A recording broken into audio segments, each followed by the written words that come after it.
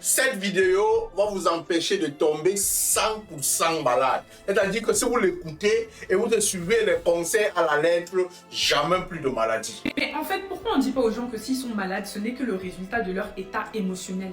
Pourquoi on n'explique pas aux gens que maladie héréditaire, ça n'existe pas vraiment et que c'est plutôt des schémas transgénérationnels qui se répètent dans la famille? Pourquoi on n'explique pas aux gens que si tu as de l'hypertension artérielle, c'est parce que ton cœur littéralement étouffe, parce que tu as tellement encaissé dans ta vie que tu souffres? Pourquoi on ne leur dit pas que s'ils ont un ulcère, c'est parce qu'ils ont emmagasiné beaucoup trop de colère? Pourquoi on n'explique pas aux gens que s'ils ont la migraine, c'est parce qu'ils sont surmenés?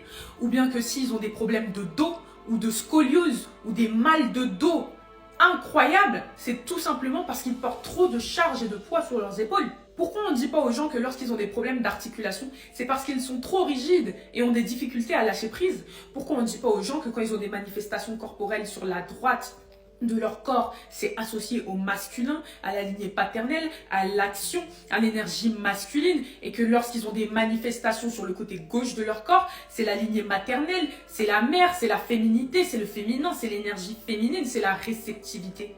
Pourquoi on n'explique pas toutes ces choses aux gens? Hier, j'ai assisté à un événement sur la santé, ici à Abidjan. Parce que je voulais savoir en fait qu'est-ce qui se disait sur l'état de santé.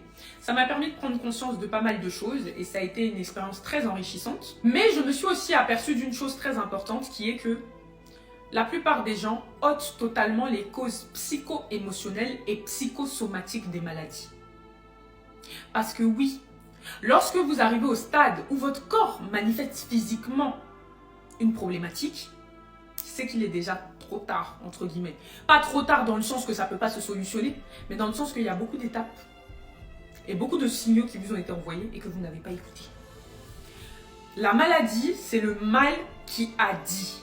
Ton corps te parle et à chaque fois que tu as une manifestation corporelle, une douleur, un mot, une difficulté physique, c'est parce que ton corps t'alerte. Alors ça commence parfois par des petites angoisses, du style...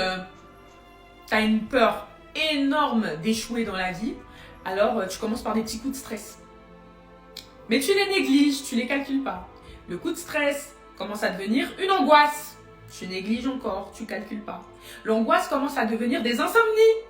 Tu négliges, tu calcules pas. L'insomnie commence à devenir un état de burn-out. Tu négliges, tu calcules pas. Le burn-out devient une fracture à la jambe. Tu négliges, tu calcules pas. La fracture commence à devenir une tumeur osseuse. Tu négliges, tu calcules pas. La tumeur osseuse devient un cancer. Et puis le cancer passe à la phase 1, puis au stade 2. Puis au stade 3, tu négliges, tu écoutes pas. Et puis le cancer passe au stade 4. Est-ce qu'on a vraiment besoin de passer par toutes ces étapes-là? Quand tu arrives à l'hôpital, c'est que la douleur, elle a déjà pris en fait ton corps. Et j'aimerais que les gens se concentrent davantage sur les causes profondes de leurs maux et de leurs maladies. Tout a un sens et tout signifie quelque chose. Donc, cet événement, ça m'a plutôt donné l'ouverture d'esprit et l'idée de me dire que, ok, il faut que je commence à faire des contenus sur les malaises, les maux et les maladies pour que les gens puissent étudier leur corps, pour que les gens puissent comprendre qu'est-ce que ces maux, ces malaises et ces maladies signifient chez eux. Donc je vais démarrer une série de capsules vidéo sur ça, afin que vous puissiez mieux comprendre les symptômes de votre corps. Ma chérie, ils ne vont jamais comprendre. Je fais ça depuis. Je leur ai dit que pour devenir belle, il y a des choses à faire. C'est juste dans l'esprit. Pour ne pas avoir les boutons, j'ai dit tout ça. La seule chose, c'est qu'on va continuer à travailler. Ça fait plaisir d'avoir des cerveaux qui sont encore allumés dans notre monde. Toi, trouve la chance d'allumer ton cerveau.